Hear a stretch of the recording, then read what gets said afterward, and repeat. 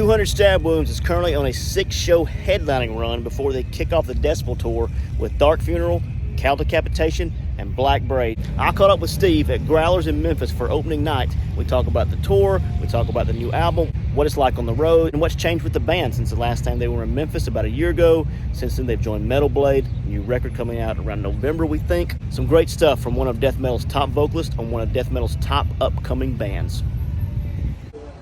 All right, here with Steve with 200 Stab Wounds. Man, this was your first show, or second show of the year, maybe first in a while. Yeah, technically the first. Technically the first. How'd it go? How do you feel like you guys did tonight?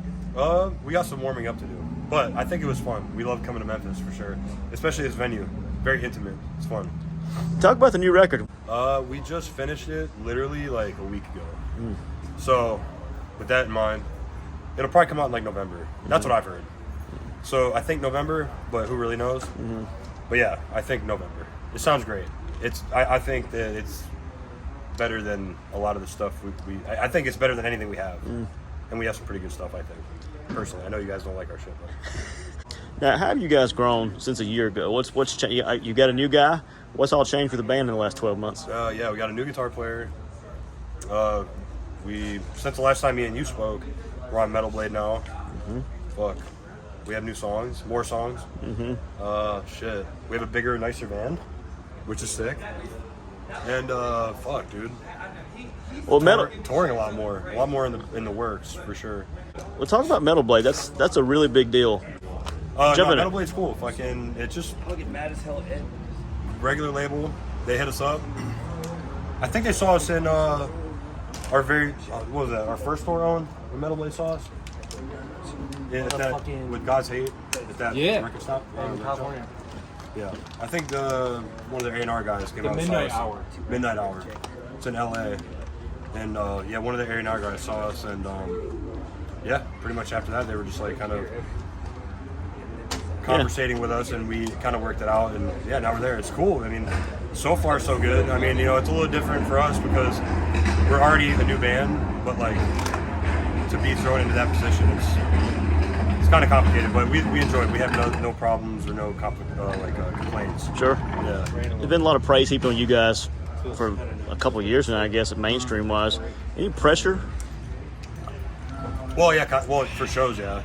For shows, but as far as like releasing new music, no, because we know what's shitty, we know what's good, and sometimes there's things that are shitty for us that may be great for another band. So we kind of already know that what we're supposed to sound like.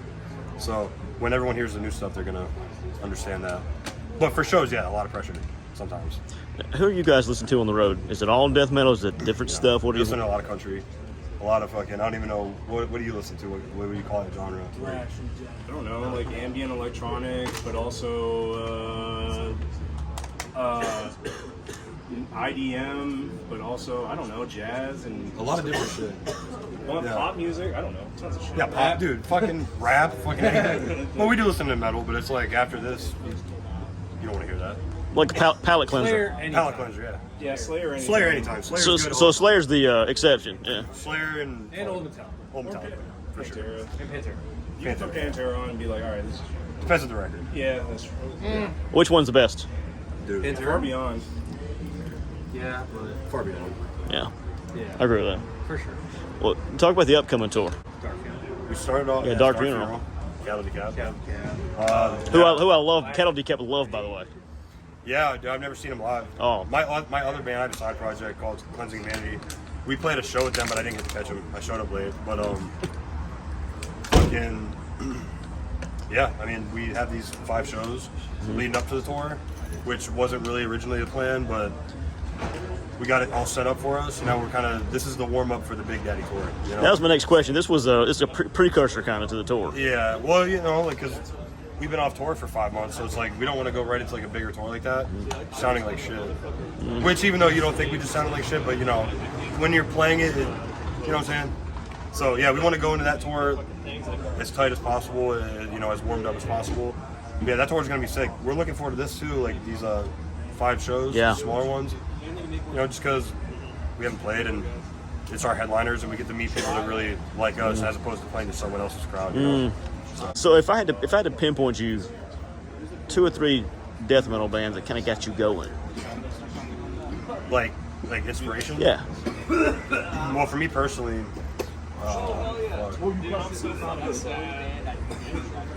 Morbid Saint for sure. I'm gonna go with the deep cuts. Morbid Saint for sure. Fucking, does it have to be death metal? No. Death thrash. That's what I'm gonna Sure. go. Morbid Saint, Suicidal Angels, and dude, I gotta go with fucking. Not really underrated or underground, but Cryptopsy. Like Cryptopsy a lot. That's where we kind of get like the faster shit from. Yeah. Because you can kind of tell like on the earlier stuff, we were doing more like just like bonehead, like slow, and we kept getting faster, and you know, you hear it. So that's where that shit comes from, like Cryptopsy, Cannibal, Okay. like, all that shit. So, You're still pulling stuff from those bands. yeah, dude. Yeah. For sure. I mean, it's hard not to, you know. Yeah. I mean, everything's already been done. All you can do is, you know, make it your own. Yep. Take what's already been done and make it your own. You know? Yep. That's why I try to tell people all the time. Like, I see shit on the internet. People are like, they're not doing anything new, and it's like we're not trying to make songs and make it our own, you know. But everyone listens to a pop song. It sounds just like you know what I mean. And I like that shit too. But it's just like, what's the difference? It's just metalheads are fucking crybabies. Sorry guys. There's some gatekeeping going on too. Oh, for sure. Yeah.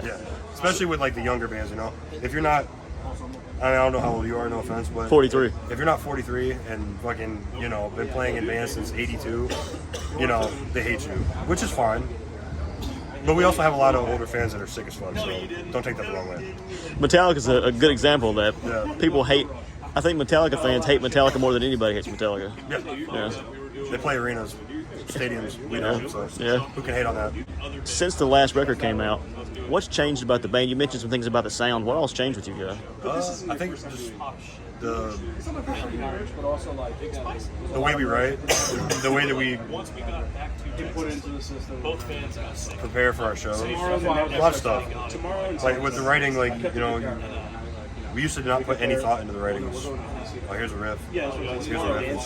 Compile them together, and it's kind of sick. But like now, we actually really put thought into, you know, what we're doing, because you know we're playing live, and you know you get the energy off the crowd, and you'll play a certain part, and they'll, you know, they'll be feeling it, and then you play a certain part, and they're fucking losing it. Oh, but now I understand why they got to move in during that part. You know, so we think about that more.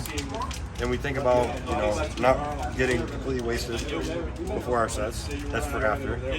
But, I mean, shit, other than that, though, we're pretty much the same band. You know, the way we treat each other on tour has changed. We try to be more accommodating to each other. And, you know, because we've been through some shit the past year, even on tour. So it's just like, you know, you got to kind of realize that and be like, okay, if you're going to do this as somewhat of a career, you have to, you're with fucking 5 other people or 4 other people, whatever. You gotta really want to be there. You can't feel like oh, well, I gotta do this other tour. It's gonna fucking suck. So we think about all that shit a lot more, you know, preparing for shows, writing better music, being more like clever with it, and you know, actually being friends with everybody in the band, not hating each other. How tough is it to do this for a career right now? What are the challenges that people don't know about, maybe? Well, we're still on our way there. We do pretty well, but we're not. It's not career mode yet. But we're, you know, that's the thing. There's like some people are built for it, and some people aren't. So it's like the way I look at it is like I have people that I'm friends with that also play in bands. I'm not gonna name any names, but if they're watching, they know who they are. They think that, you know, they see the videos and they see the fucking this piece of shit right here, and they're like, oh yeah, you guys are fucking, you know, just ranking it in. Which yeah, I mean, you know, we do well, but it's like they think we're bringing like hundreds of thousands of fucking dollars. You know what I mean? Yeah. So it's like either you're built for it or you're not. You know, and like you can't be the type of person to start a band because you see your friends doing it, and then you do your first tour and it's a bust, and be like, oh fuck this, why did they get to do that? Not me. You know what I mean? We did our first tour. Our first tour ever was 2021, and it was shitty, but it was sick because there was, you know, there was certain shows where there was like 5 people there. And then there was other shows where there was like 300 people there, and it's like, okay, cool, like people actually give a fuck. Because I remember being in bands when I was in fucking high school, and we'd show up to a show and it's just the bartender. You know what I mean? So Who has to be there? who has to be there? She would leave if she could. So like, I don't know. I mean, my whole point is that if I don't think it's really that hard. All you have to do is write good music, be creative with it. Don't be just, you know, well, this band did this, let's take the same idea and just sprinkle over it. You know what I mean? Like, Yeah. be creative with it. You got to be built for this type of shit, because even though this looks nice, it still kind of sucks because you're in it for fucking 10, 12, 15 hours a day. Mile after Everyone mile. smells like shit, you know, and you got to really have a passion for this shit, which all of us do. So it's like, for us, it's really not that hard, you know, and I know we're still on the way up as far as the band, but it's like, for new people, if you want to do it, do it. If you don't want to do this and you're just thinking about it because it's cool in the moment, get a job. Go to college. Do something with your life. Don't do this. This is not for you. This is not for you. All right, Steve, man, I appreciate the time. Good luck to you guys the rest of the way. Thanks, dude.